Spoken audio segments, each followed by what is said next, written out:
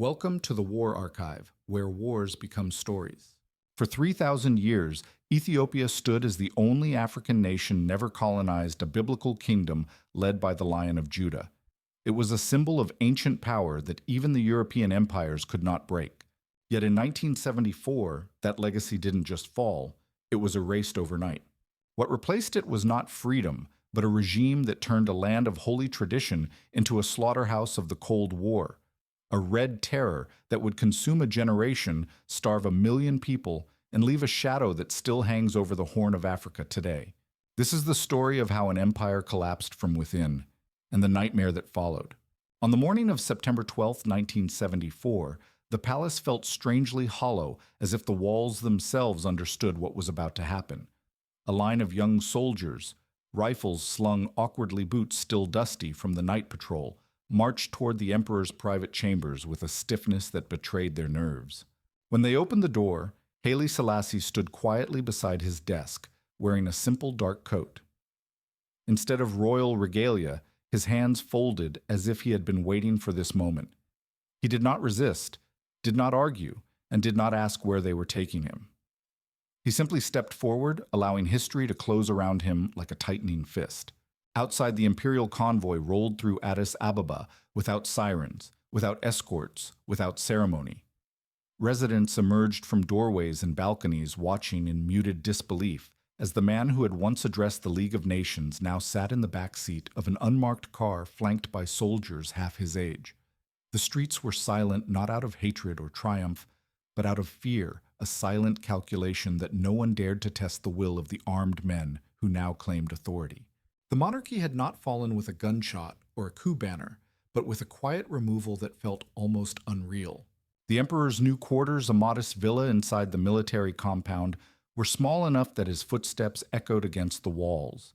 Guards watched him with a mix of curiosity and discomfort, unable to reconcile the frail man in front of them with the mythic figure who had ruled Ethiopia for decades. Selassie read books, walked slowly in the garden, and maintained the faint dignity of a man accustomed to isolation. Yet even he sensed something shifting beyond the gates, a new force gathering momentum, impatient and unrestrained.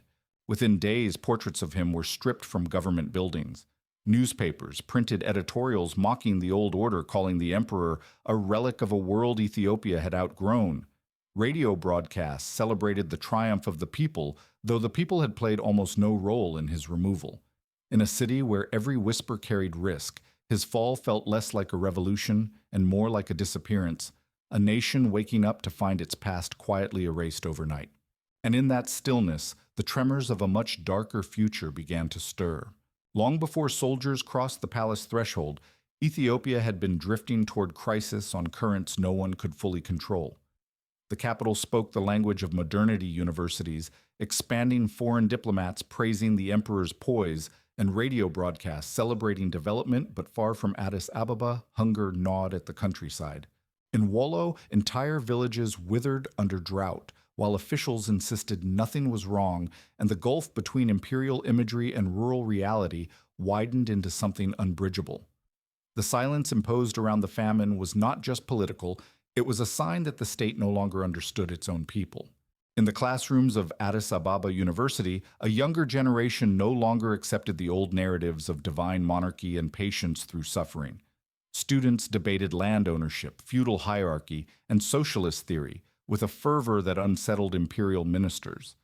Their protests were not just calls for reform, but indictments of a system that felt frozen in another century. Each march through the streets grew larger, louder, and more confident, and each arrest only deepened their conviction that change would never come from within the palace walls. Inside, the military frustration hardened into something more dangerous. Officers who had spent years fighting insurgencies in Eritrea returned with stories of outdated equipment, unpaid salaries, and bureaucrats who made decisions without ever seeing the battlefield. They saw a country being asked to endure hardship, while the imperial court lived untouched by the austerity imposed on everyone else. In dim barracks and crowded mess halls, soldiers traded quiet complaints, shaping a sense of inevitability even before they recognized it as rebellion. By 1974, the state resembled a structure held together by memory rather than stability. Inflation surged, famine spread. Soldiers mutinied, students rioted, and ministers resigned in rapid succession. The crisis was no longer theoretical. It was lived in empty markets and bread queues in the uneasy quiet that settled over each neighborhood at dusk. The monarchy did not fall because it was hated, but because it had been hollowed out from the inside, weakened by denial and drift. When the final blow came, the empire did not shatter. It simply collapsed under the weight of its own contradictions. What emerged in 1974 was not a disciplined revolutionary vanguard, but a loose circle of junior officers trying to impose order on a country slipping through their fingers. They called themselves the Coordinating Committee of the Armed Forces Police and Territorial Army, a name so bureaucratic it concealed the scale of what they were becoming. At first, their actions looked administrative, arresting corrupt officials, seizing weapons depots, and issuing clipped radio statements about protecting the revolution. But each step tightened their grip, and each arrest signaled that the state's old pillars were crumbling faster than anyone could rebuild them. Inside the committee, ambition grew sharper than ideology. Meetings meant to coordinate security transformed into political trials, where officers sized each other up like rivals in a dimly lit arena. Rumors swirled through the ranks who supported which faction, who spoke too loudly, who questioned the next arrest. The men who had overthrown the emperor did not yet know what they wanted Ethiopia to become, but they knew who they did not trust. Suspicion became their method of governance long before they admitted it to themselves. Haile Selassie watched from his confinement as the Derg, the name the committee eventually embraced, expanded its authority with unnerving speed. Ministers vanished into detention centers, aristocrats were marched before tribunals, and military commanders pledged loyalty in tones that suggested they had little choice. Nobody knew the individual faces behind the committee's proclamations. The anonymity was deliberate, a way to avoid accountability while projecting collective power. The monarchy had fallen into silence, and the silence made space for a new kind of rule. By the time the public realized what had taken shape, the Derg already controlled the army, the radio stations, the prisons, and the levers of the state. The shift happened quietly, without the pageantry that usually accompanies revolutions. Ethiopia had traded one form of authority for another, but this new force lacked the constraints that tradition once imposed. It operated in shadows, spoke in decrees, and acted without hesitation. A committee that began by promising order now held a nation in its grasp, unsure of its destination, but certain it would reach it through force. News of the emperor's detention spread through Addis Ababa like a cold draft slipping under doors and across market stalls before anyone dared repeat it aloud. No crowds surged toward the palace. No loyalist regiments attempted a rescue, and no final proclamation echoed from the throne room. The monarchy ended not with a dramatic clash, but with a hollow quiet that felt like a door closing on an entire era. Men and women who had grown up believing the emperor was immovable now watched soldiers occupy the grounds where coronations once unfolded. Inside his new confinement, Haile Selassie maintained the small rituals that had defined his life. Morning readings, brief walks, a careful attention to appearance that the guards found both dignified and unsettling. They expected arrogance or fury, but the emperor offered only calm, which unnerved them more than any protest could have. His composure highlighted their own uncertainty, as if they were participants in a history they barely understood. Outside those walls, the Derg dismantled the imperial order faster than anyone thought possible, purging officials whose names had once commanded fear. State newspapers began to rewrite the country's narrative overnight. Headlines denounced imperial decadence, while radio announcers spoke with a newfound boldness, describing the emperor as a relic from a past Ethiopia must shed. Statues disappeared before dawn. Portraits were taken down in government offices and replaced with revolutionary slogans printed in thick red paint. It was a systematic erasure carried out not with fire or violence, but with the bureaucratic efficiency of a regime eager to prove it had turned a page. Yet the city felt uneasy. Residents whispered about the pace of the arrests, the late-night truck convoys, and the growing sense that the revolution was no longer about justice, but about control. While the emperor's fall marked the end of a symbolic order, it also left a vacuum that something harsher rushed to fill. The Derg had claimed power with the promise of cleansing corruption and modernizing Ethiopia, but beneath that language lay a hunger that could not be satisfied with a single dethroned monarch. The revolution had only begun, and its next phase would reveal how quickly hope could transform into fear. Within the Derg's crowded meeting halls, where cigarette smoke curled above rows of metal chairs, one officer began to shape the revolution in his own image. Mengistu Haile Mariam, sharp-voiced and uncompromising, spoke with a force that cut through the committee's cautious debates. While others argued about process and ideology, he moved with the instinct of someone who understood that revolutions reward decisiveness more than consensus. His rivals underestimated him, mistaking his intensity for bluster, not recognizing how quickly he was turning suspicion into a weapon and ambition into a shield. The purges started quietly disguised as administrative reviews and disciplinary actions. A colonel would be reassigned a commander relieved of duty, a critic placed under investigation. But every removal opened new space around Mengistu, tightening the circle of officers who owed their survival to him alone.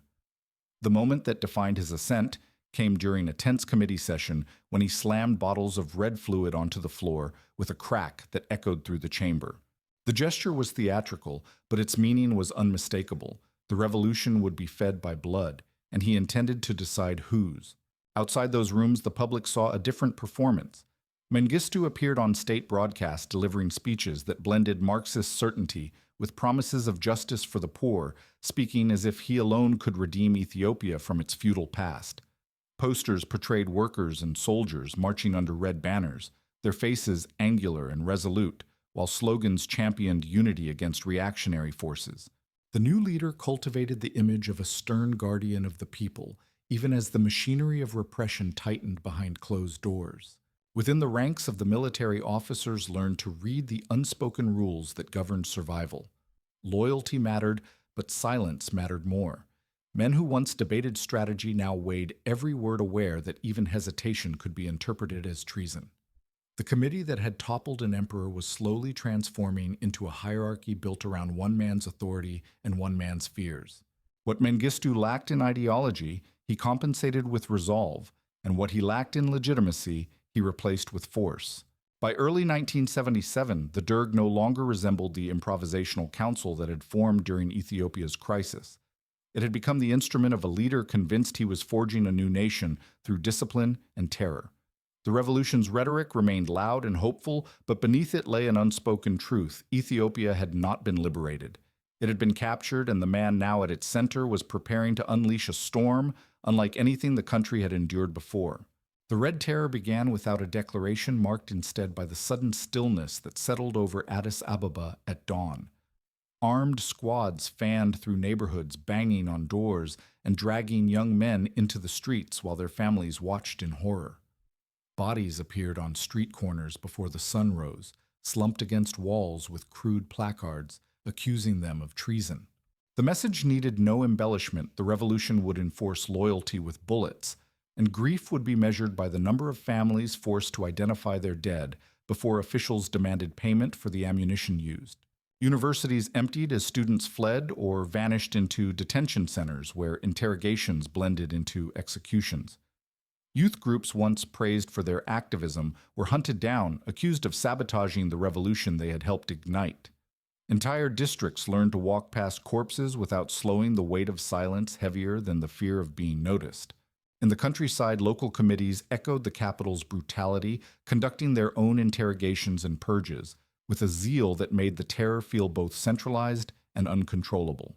Mengistu appeared on state broadcasts with the certainty of a man who believed history was moving in his favor.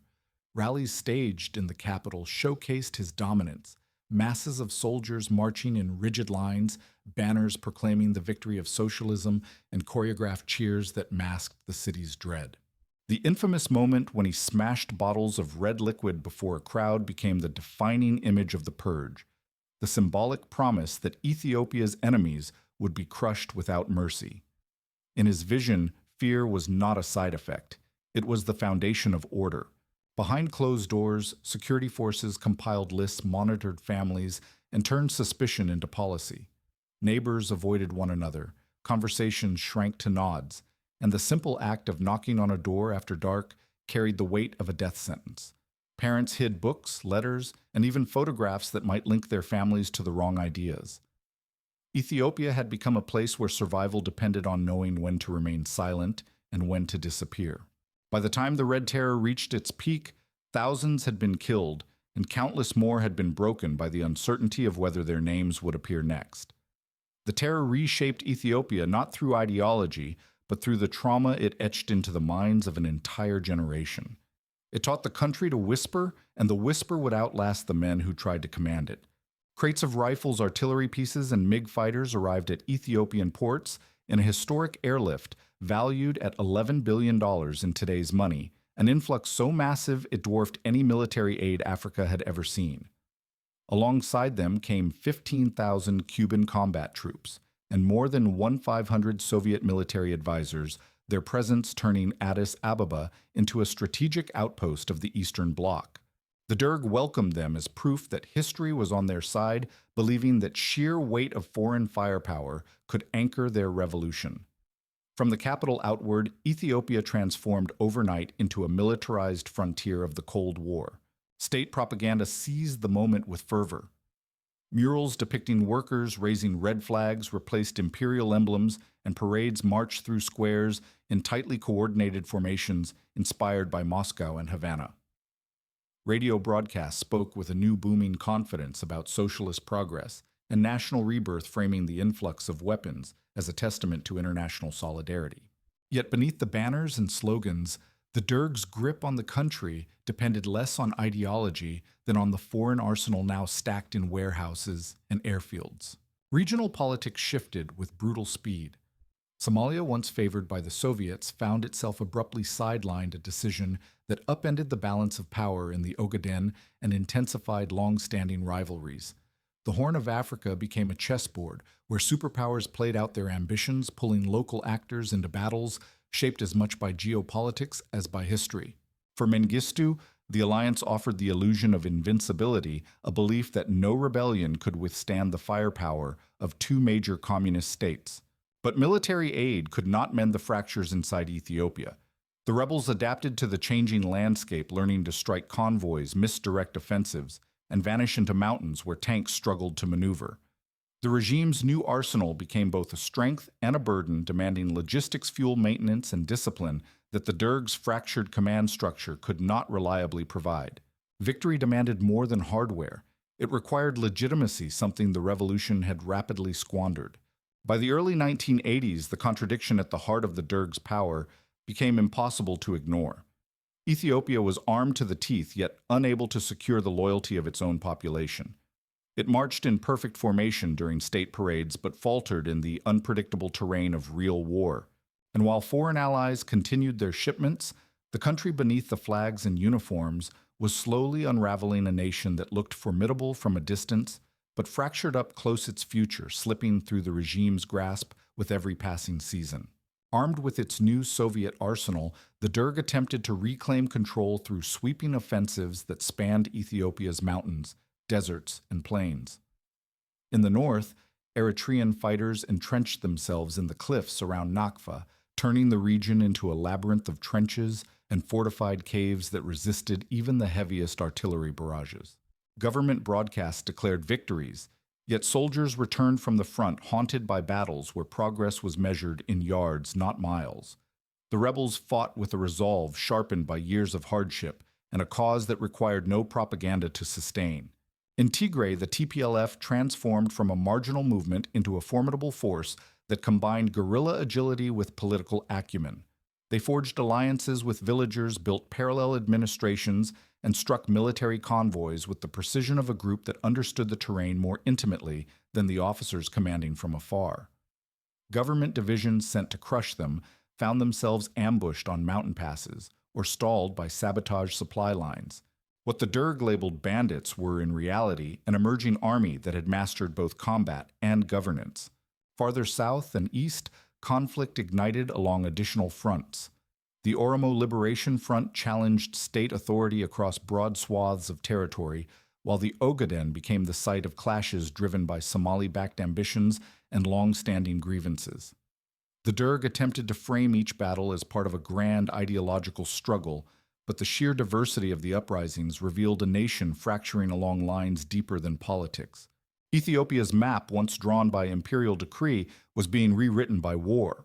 Logistics became the invisible enemy that stalked the regime.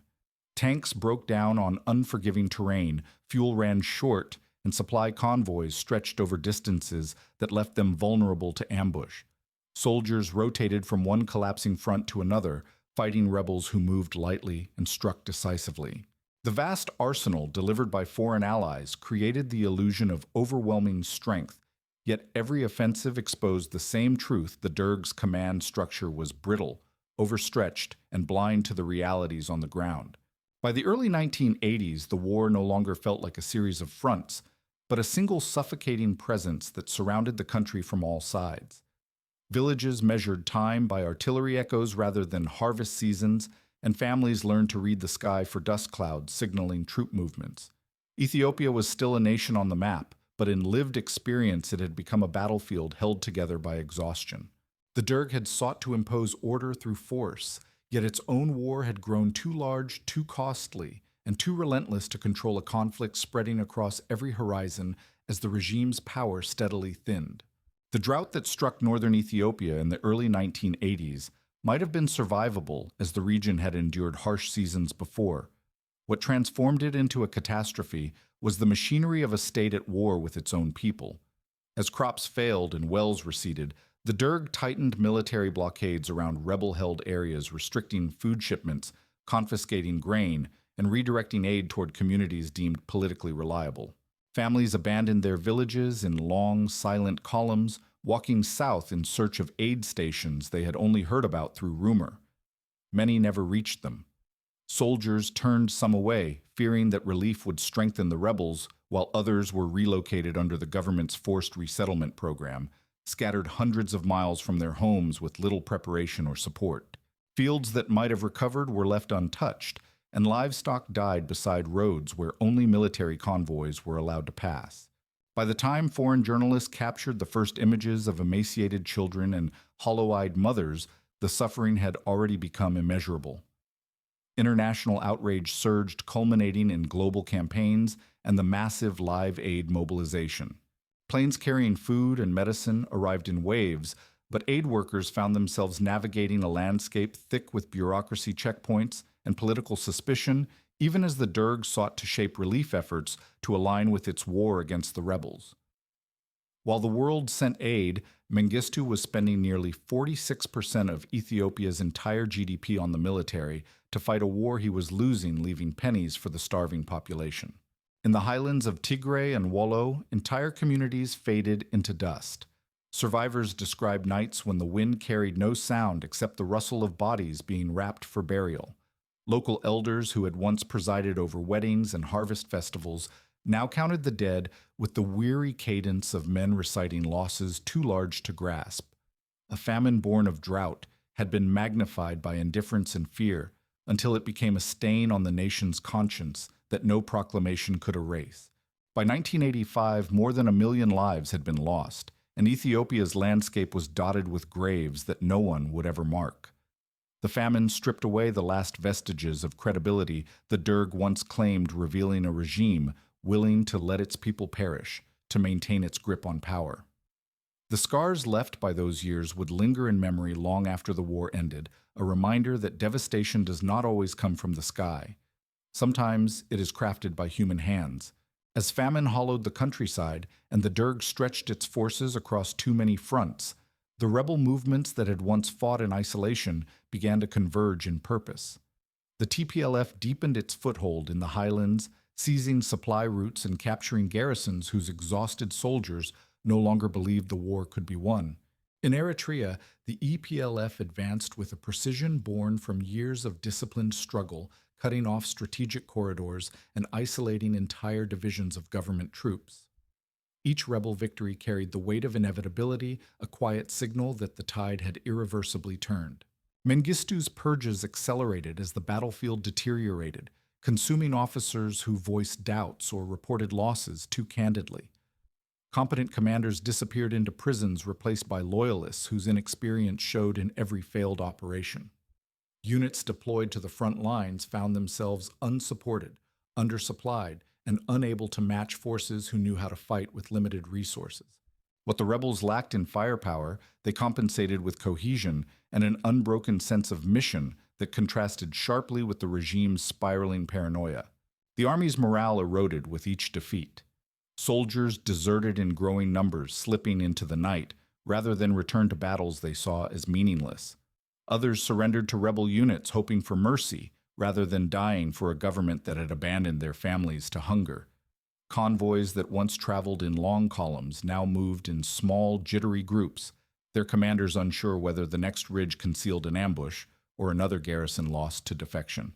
The vast military machine built through Soviet aid was still formidable on paper, but in practice it was collapsing from within. On the international stage, the Derg found itself increasingly isolated. The Soviet Union, facing its own unraveling, scaled back support and urged negotiations that Mengistu refused to accept. Without the steady flow of arms and fuel, the regime's confidence evaporated, leaving behind only the brittle shell of a government accustomed to ruling through fear. Rebel alliances strengthened in the vacuum, forming coalitions that coordinated offensives with a clarity the Derg could no longer match. By the end of the decade, Ethiopia's revolution had turned against its architects. What began as a movement promising justice and progress had deteriorated into a siege against the country itself. The rebels did not need to win a single decisive battle. They only needed to keep advancing as the regime's foundation crumbled. And with each step they took toward the capital, the end of the Derg shifted from possibility to certainty, a moment waiting only for the last line of defense to collapse. By 1990, Addis Ababa carried the atmosphere of a city bracing for an impact everyone sensed, but no one could openly name. Checkpoints multiplied across familiar streets, ration lines grew longer, and government broadcasts spoke with a strained confidence that fooled no one. The collapse of the Soviet Union, the source of the Derg's military backbone, severed the artery that had kept Mengistu's state alive. Fuel shipments slowed, spare parts vanished, and officers discovered that the tanks they depended on were becoming steel coffins without maintenance. The illusion of strength that the regime had cultivated for years began to crumble in plain sight. Rebel forces advanced with momentum that felt like a natural force rather than a military campaign. The EPLF captured the Red Sea port of Massawa in a sweeping offensive that cut the government off from vital maritime access. The TPLF and its allies expanded their control across the highlands, overrunning garrisons that once symbolized the regime's authority. Some government units retreated in disorganized waves. Others simply melted into the landscape, tired of fighting for a cause that had long since lost meaning. Reports reaching Addis Ababa no longer described battlefronts, they described collapses. Inside the palace compound, Mengistu reacted with a mixture of defiance and desperation. Intelligence briefings warned that rebel coalitions were coordinating toward a final strike, yet he insisted that a counteroffensive would soon reverse the tide. Ministers avoided eye contact in meetings, aware that voicing the truth could make them targets of his suspicion. Families of high-ranking officials quietly arranged flights out of the country, filling foreign embassies with requests for emergency visas. The regime's inner circle behaved less like leaders and more like survivors preparing for the inevitable. When the rebels launched their final advance in May 1991, the remnants of the Derg's army barely resisted. The roads leading into the capital echoed with distant gunfire, not from organized defense but from scattered units fighting without coordination. In the early hours of May 21st, Mengistu boarded a plane under the pretext of an inspection tour, a thin veil over a planned escape to Zimbabwe. His departure left a void so sudden that government offices froze, unsure whether they were still functioning. Rebel forces entered Addis Ababa days later, without the dramatic confrontation many had feared. They found abandoned barracks, half-empty ministries, and a population watching from windows with a mixture of exhaustion and guarded relief. The revolution that had promised to reshape Ethiopia had ended not with a final battle, but with the quiet flight of its leader and the collapse of a system hollowed by fear. The Derg had fallen undone not by a single defeat, but by the weight of every decision it had made in its quest to control a nation it no longer understood. The mystery surrounding Haile Selassie's final hours lingered long after the Derg fell, a silence heavy enough to feel deliberate. After his arrest, the emperor was moved from palace confinement to a modest room inside the Central Military Hospital, a place chosen less for medical care than for isolation. Guards described seeing him sitting upright in his chair at dawn, reading, praying, or staring through the shuttered windows, as if memorizing what little remained of his world. His presence unsettled them. Even stripped of power, he carried a dignity that made the soldiers feel as though they were being judged. On the morning of August 27, 1975, the Derg announced that the emperor had died in his sleep of respiratory failure. The statement was brief and offered no details, as if the matter required no further explanation. His burial was carried out in secrecy without ceremony deep beneath the palace grounds where no mourners were permitted. The abruptness of the announcement and the absence of a state funeral raised immediate suspicion, but questioning the official narrative in those days was to risk sharing his fate. Ethiopia accepted the news in a muted wave of disbelief. Years later, testimony from former officials and guards painted a darker picture. Several recounted that Mengistu issued a quiet order to resolve the problem of the former monarch, and that a small group of officers carried it out by suffocating the emperor in his bed. The details varied whether a pillow was used, whether he struggled, whether he was awake, but the consistency of the accounts pointed toward an act intended to erase him completely. It was not just a killing, it was the closing of a chapter the regime feared might reopen if he remained alive. When the Derg collapsed, investigators uncovered remains buried beneath the palace complex, believed to be those of the emperor. His reburial in 2000, with full honors at Holy Trinity Cathedral, served as both acknowledgement and indictment. Ethiopia could not undo his fall, nor the secrecy that followed, but it could finally grant him the dignity denied in death. The quiet ceremony marked a reckoning not with the emperor's legacy, but with the regime that had tried to erase him. Haile Selassie had been dethroned once by a revolution and again by the silence surrounding his death. His disappearance from public life and the hidden circumstances of his end became symbols of a nation's struggle with truth, power, and memory. In the shadows of the palace, where he had ruled for decades, his legacy lingered, reminding Ethiopia that the past cannot be buried as easily as a body. When rebel forces entered Addis Ababa in 1991, the city did not erupt in celebration. It exhaled. 17 years of terror, famine, and endless war had drained the nation of the energy required for triumph. Streets scarred by curfews and patrols filled with residents who emerged cautiously, unsure whether the gunfire had truly ceased. The fall of the Derg ended a nightmare, but it revealed a landscape of ruined government offices, emptied overnight families searching for the disappeared, and fields abandoned after years of forced relocations and conflict. Ethiopia had survived the revolution, but at a cost that could not yet be measured. The new transitional government inherited a country divided by geography, ethnicity, and memory. Rebel leaders shifted from guerrilla tactics to administrative meetings, shaping a political framework meant to hold together communities long alienated by central rule. Eritrea, whose fighters had been decisive in defeating the Derg, pressed for the independence it had fought for since the 1960s, and soon succeeded severing Ethiopia's access to the sea and reshaping the map of the Horn. Within Ethiopia, the experiment of ethnic federalism took root, an attempt to maintain unity by granting autonomy, a bold solution carved from necessity rather than idealism. Across the country, communities began the slow work of stitching life back together. Local markets reopened under makeshift roofs. Farmers returned to fields where tank tracks had carved deep scars, and families held quiet gatherings to honor relatives lost to the terror. The new government initiated trials against former Derg officials, collecting testimonies that revealed the extent of the regime's brutality. Courtrooms became places where grief met documentation, where whispered memories were spoken aloud for the first time. Justice was uneven, sometimes symbolic, but it marked an attempt to confront what the nation had endured. Yet recovery was not linear. Trauma seeped into daily life in the wary glances exchanged by neighbors, in the unmarked graves scattered across the countryside, and in the young adults who had grown up knowing nothing but conflict. Schools struggled to teach children who carried memories far older than their age, while hospitals treated wounds that were as psychological as they were physical. Ethiopia entered the 1990s carrying both hope and caution, aware that the shadow of the past was never far behind. But amid the uncertainty, something resilient took shape. The country began to speak more openly about its history, refusing the silence that had enabled terror for so long. Families rebuilt homes beside the ruins of old ones, and communities rediscovered traditions nearly erased by war. Ethiopia was no longer the nation the Derg had tried to forge through fear.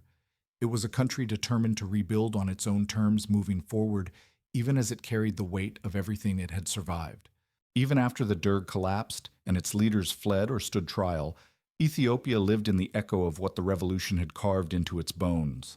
Streets that once displayed bodies as warnings became ordinary again, yet older residents still paused when passing certain corners, remembering mornings when fear arrived before the sun. Fields reclaimed by farmers bore the faint outlines of trenches and burned-out vehicles, silent reminders of battles fought across the soil that now nourished new harvests. The war had ended, but its memory lay just beneath the surface, waiting in the quiet of dusk or the hush before rain. Families continued searching for answers long after officials presented lists and testimonies. Some carried photographs of the missing folded inside their clothes, worn soft at the edges from years of being handled.